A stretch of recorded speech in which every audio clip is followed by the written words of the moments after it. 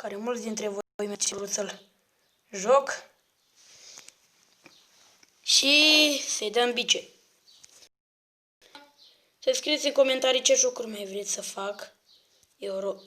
Să pun România. Așa. Îi dăm. Așa. Să-i dăm Israel. Așa. Așa. Și îi dăm bice, oameni buni.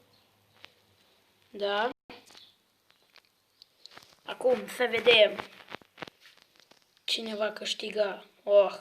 Închideți. Mi-apar numai reclame.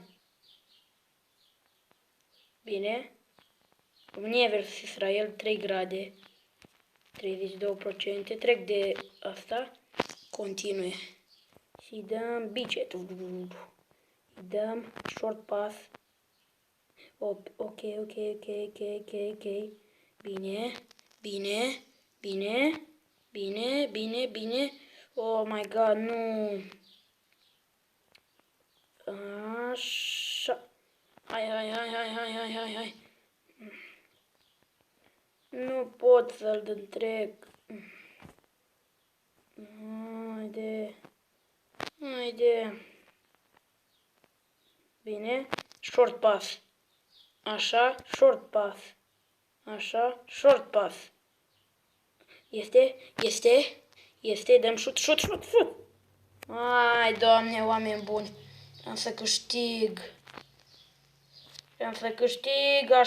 Așa. Ai, Doamne. Bine, îi dăm la ăla. Bine, așa, short pass. Ai, Doamne, nu. Oh, nu, Israelule, mă învingi? Nu. Nu-mi de gol, vă spun că nu-mi de gol. Mi-a dat gol, nu pot să cred. Oh, nu.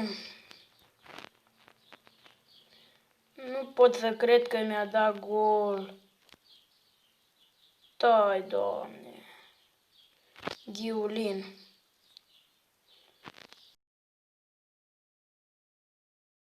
Short pass. Da. Oh, nu. Ai, Doamne. Tyson.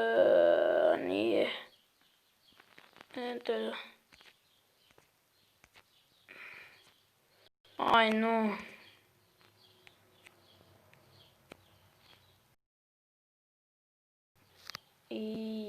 Ia.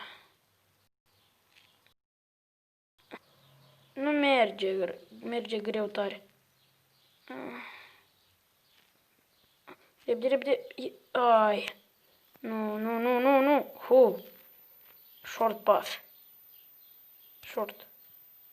Este. Bam. Bine. Short pass. Bine. Vreau să-i dau gol. Și șut.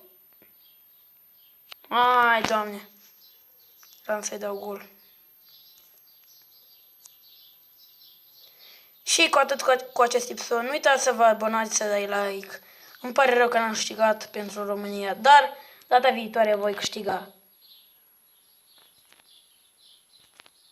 Pa!